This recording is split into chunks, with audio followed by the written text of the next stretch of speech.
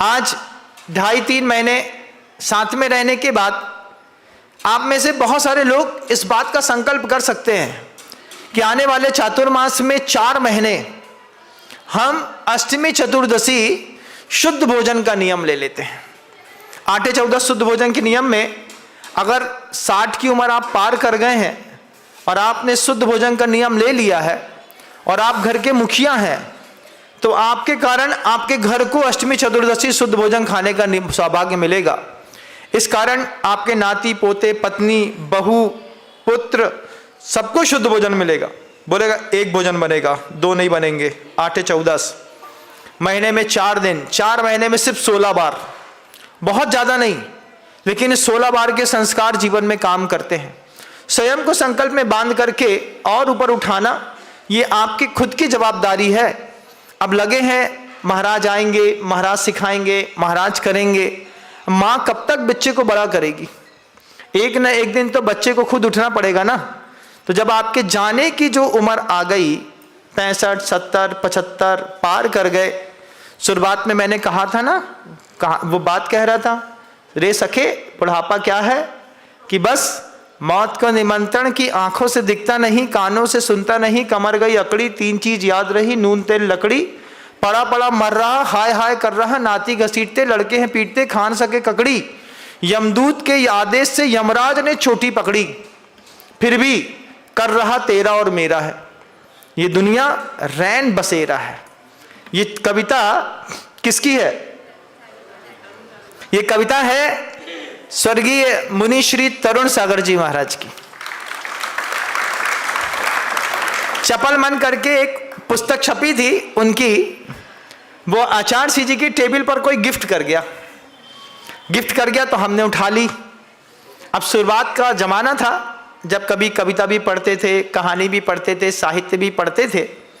फिर उसी पढ़ाई में 2-4 कविताएं मुंह में याद हो गई, 2-4 बार गुरुजी को भी सुनाई। आचार्य सिंह बोलते तुम तो बिल्कुल सही कह रहे हो। हमने कहा आचार्य सिंह ऐसा होता है, बिल्कुल होता है। जब सामने दांत का चैनल निकल जाता है तो बा बोलो और फा निकलता है, फूफा को बुलाओ तो फूफा को आ जाते हैं। बोले फूफा को नहीं, बुआ को बोला था।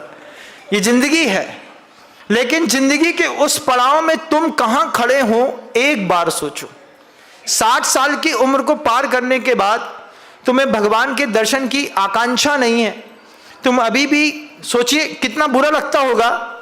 मैंने एक बार देखा, एक बाबूजी थे, तो वे बाबूजी कुर्ता पैजामा सफेद पहने, बाल बिल्कुल सफेद, बुढ़ापा शरीर से झांक रहा है हर तरफ से, मतलब ये जो शरीर के बाल है ना, ये भी बिल्कुल सफेद हो गए। और जैसे ही चाट का ठेला लगे, सबसे पहले जा करके सबसे पहला पत्ता वही उठाएं। हम बार बार सोचते कि तुम रोज चाट खाते हो, बाहर का आलू गुंडा खाते हो, समोसा खाते हो, कॉफी पीते हो, क्या तुम्हारे घर के अंदर व्यवस्थाएं नहीं है कि तुमको आदत नहीं है? घर के अंदर की व्यवस्थाएं तो हैं, बब्बा की चटोरी जीप की नीयत खराब है। तो 65 साल की उम्र में सीनियर लेवल में पहुंचने के बाद कुछ सीनियरिटी भी तो आनी चाहिए, नहीं आनी चाहिए? आनी चाहिए। लेकिन जितने ठेलों में आप दिखेंगे, आप कभी ये तब तो छोड़ो, कभी ऑब्जर्वेशन करने के लिए रात में कभी बार में जाकर के कभी एक आध बार देखिएगा, वहां पर भी 60+ के लोग ज्यादा बैठे मिलेंगे। क्यों? आदत से परेशान है। जैन समाज के लोग भी उसमें शामिल हैं, बंधुओं शामिल हैं। मैं नागपुर में था, एक बब्बा को खूब लेने की आदत थी, फिर पता नहीं क्या हुआ, है कि नहीं है भगवान जाने। भगवान को भी मानते हैं लेकिन अपना टेबल नहीं छोड़ सकते। उस टेबल की आदत में बंधे हुए लोग बिभेति मृत्योर, अंतिम समय में मौत से ऐसे लोगों को बहुत डर लगता है।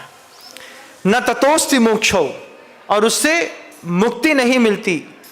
नित्यम शिवम वांछति, रोज चाहते हैं कि हमारा जीवन और अच्छा हो जाए, हम और जवान हो जाए।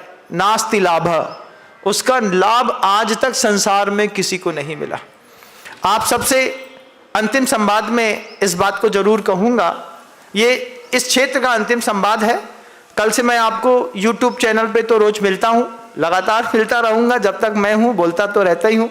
तो बोलूँगा तो आपको उद्बोधन तो सुनने को मिलेंगे, लेकिन अंतिम पड़ाव में 60+ वाले जितने भी हैं, कोई भी शामिल हो सकता है उसमें, जो भी हैं वे सारे के सारे महानुभाव शादी से पुण्य को इकट्ठा करिए, क्योंकि अगली पर्याय कहाँ जाने वाली है कुछ भरोसा नहीं। आचार्य भगवत ने इस पर शब्दों में कई बार कहा है, कितना भी इकट्ठा कर लो कहीं भी धर लो, संपत्ति 50 सालों में अपना मालिक बदल लेती है। कितने सालों में? आप में से बहुत सारे महानुभाव ऐसे भी होंगे जो 60 साल के हो गए होंगे, उनके हाथ में अभी संपत्ति आई भी नहीं होगी, उनके पापा ने वसीयत अभी आपके नाम पे नहीं की होगी। क्यों? अभी भी 80 साल के बब्बा क्या बोलते हैं, लड़के पे भरोसा नहीं है। अब 60 साल के लड़के पे भरोसा नहीं है तो संपत्ति कहाँ जाएगी तुम बताओ? नहीं, हम देंगे नहीं, भले हम ऐसे ही ले जाएं, हमारे मरने के बाद भले ये लड़का खा ले, लेकिन हम जिंदा में तो न देंगे। ऐसे भी परिवार मिल जाएंगे। संपत्ति हर 50 साल में अपना मालिक बदलती है बंधुओं। आपके गले की सोने की जो चैन है ना, जिस पे इठला रहे हो, घर के अंदर जो गोल्ड रखा है, हीरा रखा है, कैश रखा है, तुम कितना ही रख लो संभाल करके। जमीनें खरीद के रखी हैं, 4 प्रॉपर्टी ऐसी हैं जो घर में किसी को नहीं पता। कई बार तो डबल सिम है, दूसरी सिम के बारे में किसी को नहीं पता, वो कहीं दूसरी जगह पल रही हैं। 50 साल में प्रॉपर्टी का मालिक नियम से बदल जाता है। अब जो पावर ऑफ ट्रांसफर है वो किसके हाथ में करना है, ये आपको निश्चित करना है। आपको लगता है कि समय रहते उसका सदुपयोग किया जा सकता है, बुद्धि जब तक काम करे तब तक तो संभव है, उसके बाद नियति के हाथ में कुछ रहता नहीं। अगली पर्याय किसी तिर्यंच की मिल गई, गाय की मिल गई, उस महिला की मिल गई जो अभी यहाँ आई थी, तेज आवाज में बात कर रही थी, उसका भी सौभाग्य था, मंदिर तक आ गई, तो पता नहीं किसके दरवाजे में जाकर के खड़े मिलेंगे। मैं इंदौर में था, 8 महीने का प्रवास था मेरा। 8 महीने के प्रवास में जब कभी सड़क से गुजरता तो बीच में डिवाइडर बने हैं इंदौर शहर के अंदर। उन डिवाइडर के बीच में बहुत सारे लोग गंदे गद्दे पर डेढ़ महीने से बिना नहाए वहीं पर सोते थे और दुनिया भर के लोगों से मांगते थे, काम करते थे।